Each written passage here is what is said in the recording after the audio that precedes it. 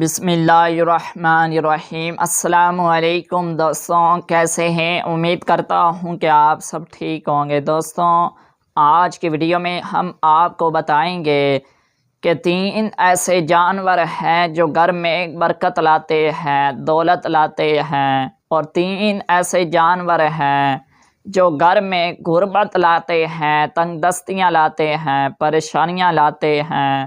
دوستوں، اس ویڈیو کو آخر تک ضرور دیکھیے گا اور اس ویڈیو کو آگے ضرور شیئر کیجیے گا۔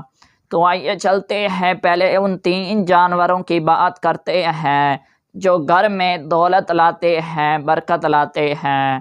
نمبر 1، بلی۔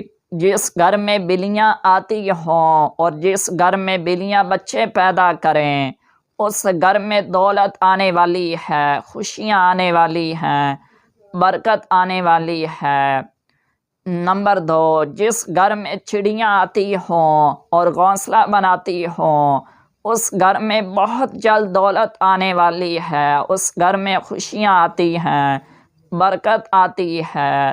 نمبر 3، جس گھر میں شہد کی مکھیاں آتی ہوں اور جس گھر کے آس پاس سے شہد کی مکھیاں گزرتی ہوں، اس گھر میں بہت جلد دولت آنے والی ہے، خوشیاں آنے والی ہیں، پریشانیاں ختم ہونے والی ہیں۔ دوستوں، اب بات کرتے ہیں ان 3 جانوروں کی جو گھر میں غربت لاتے ہیں، تنگ دستیاں لاتے ہیں۔